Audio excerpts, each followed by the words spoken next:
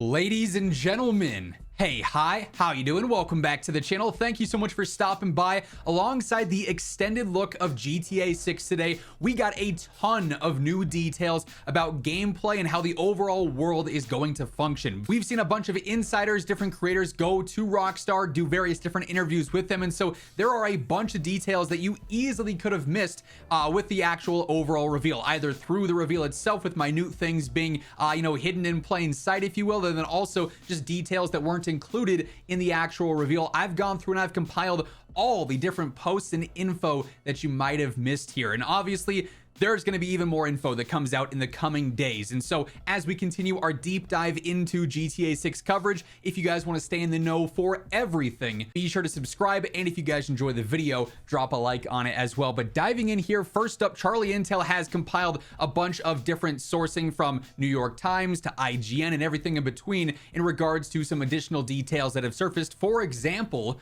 GTA 6 has over 600,000 animations for how NPCs can react in the world, compared to the only 55,000 that were in GTA 5. There was other info that said that they basically opened up an entire studio under Rockstar just to focus on the NPCs in this game, which is insane, and that number certainly backs that up. Charlie Intel also mentions that with the power of current gen consoles, Rockstar says that GTA 6 will have a more populated environment and NPCs that vary in body sizes, height, and expressions all throughout the world. We were able to see a lot of that in the trailer, different types of characters, all sorts of different looking characters, and so it's gonna feel, I think, a lot more evolved from what we had in GTA 5, where you see a lot of the same things going on. This is gonna take a long time to get that recycle of, oh, I've heard that quip before, I've seen that character model before.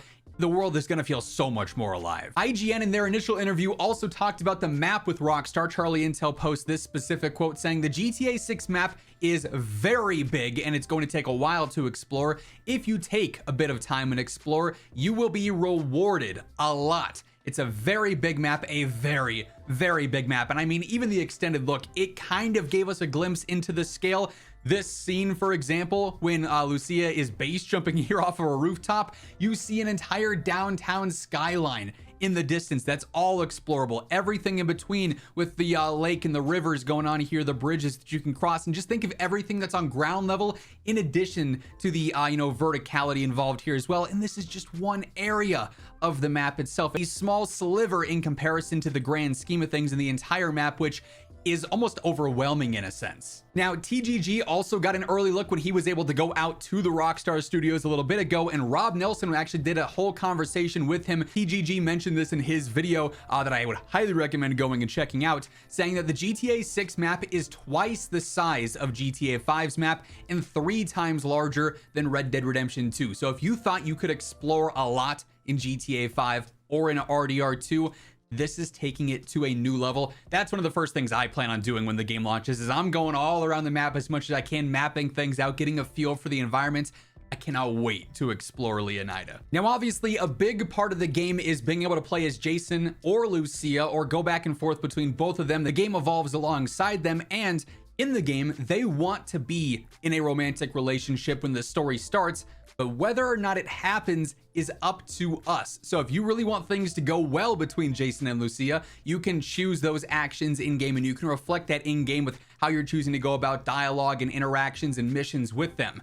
If you don't care for them to be with each other, you could also ruin that relationship, and I'm really curious to see how much of an impact that's going to have on how the story missions evolve. If your cooperation is not good and they're arguing, does that impact the mission? If they're really connected with each other, does that impact things? So that's going to be a really cool thing to see evolve as the game plays out. PGG also did get a brand new screenshot, and so this is just another one to add to the collection of all the ones that we've seen surface, but revealing a new one here where they've got the gator in the background tied up, and then another look here. The graphics are just absolutely nuts, man. The game looks so good. Now, the GTA 6 Wanted system is a complete overhaul and evolution to the Wanted system that we know. So this is a 6-star Wanted system. It's not 5 like in GTA 5, so we were able to see that in the actual extended look. The stars in the top right did go all the way up to 6. You can run off in alleyways and side streets, obviously, to try and avoid the cops there. Jason and Lucia can also split off to actually distract the police. So again,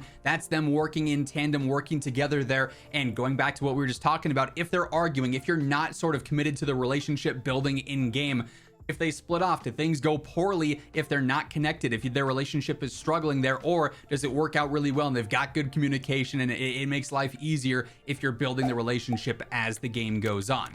Cops can figure out what you're wearing and what you're driving, so you want to change clothes, you want to change cars to help get that wanted level down. There's also the criminal profile system. So with this, it's basically the new honor system, and TGG ends up going more in depth in his video, but Ben from Videotech sort of summarizes here. It's the new honor system in GTA 6, but it's focused on criminal activities. So you can improve your criminal profile by being a good criminal, like successfully robbing stores and committing crimes efficiently rather than avoiding crime or helping people. So your criminal profile expands and it becomes better if you're successfully going through and doing heists, doing robberies, and not getting caught, which I imagine makes life a little bit easier in the long game there. Whereas if you're getting arrested by the police, you're constantly getting caught, you're not a good criminal, that's gonna hurt your criminal profile there. So a really cool system that obviously we'll be able to see fleshed out in full while playing. I'm particularly interested in this. Synth Potato reports here from Rockstar. GTA 6 is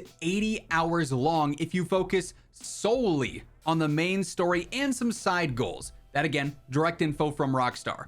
Saying my jaw's on the floor, easily 100 plus hours if you're focusing on side content as well. This game is going to take a very long time to beat. Like, some people obviously will go through, they'll speed run it, they want to get to the ending as fast as possible. But if you're going through, you're doing a main mission here and there, then you're doing a side quest, and then something in world pops up and you're doing an activity or event there as you're exploring Leonida, this is going to be a game that you can sink hour after hour after hour after hour into and not come close to completing it. So that's a big deal for sure. I also think this is going to factor a lot into how long it'll be after launch that we see GTA 6 online drop, because the casual player, the vast majority of people buying the game, they're not going to beat it for a while here post launch. It's going to be definitely a minority of people who are going through and beating this in the first, few weeks when the game's out. So I think that's going to play a large role in that too. We'll have to wait and see. This is obviously a very big confirmation as well. One of the influencers, Davy Jones, who was able to go to Rockstar North and see the game early a little bit ago, confirmed that GTA 6 will be a 30 FPS game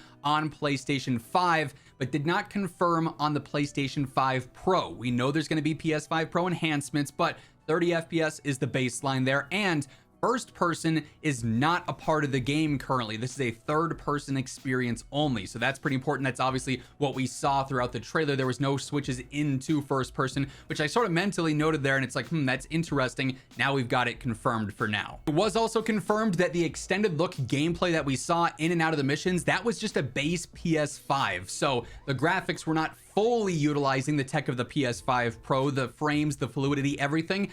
That wasn't even the best that GTA 6 can look, and we saw how it looked, which was utterly phenomenal in my opinion. The game is beautiful, and that's not even its peak. So when we get PS5 Pro gameplay, it's gonna be nuts. And then lastly here for now, like I said, I imagine we got a lot more info to come here in the next few days and weeks. We're gonna be covering it all, so stay tuned. But GTA 6 Countdown says the gym and bodybuilding system has been explained in full. Consuming food affects Jason and Lucia's weight, while exercising visibly builds muscle and tone. We've sort of heard some talk about that recently. You need to register at the gym reception and purchase a membership to go through and actually, complete activities in there. You can buy protein shakes and other consumables from vending machines to boost your stats and perform more reps. Jason and Lucia can go to the gym together or solo if you're not building the relationship well. You don't have to participate in the fitness system, but doing so is going to improve your health and stamina. So you can choose to just be lazy and go about it, not go to the gym, not work out, but that's going to reflect your character's looks, your health, your stamina. So there is an incentive to go through and actually do that. We obviously got one of the clips there that was showing Lucia weightlifting here. So that's going to be a cool system to see fully evolved in game as well. And really, this is just the start. Like I said, more and more info to come here in the next few days as people reveal new details. Rockstar announces new things. We'll be breaking it all down whenever it surfaces, so be sure to hit that subscribe button to stay in the know for everything. And if you guys enjoyed this video, drop a like on your way out. But once again, thank you so much for tuning in. And until next time, take it easy, have an awesome rest of your day, and I'll catch you later. Peace out.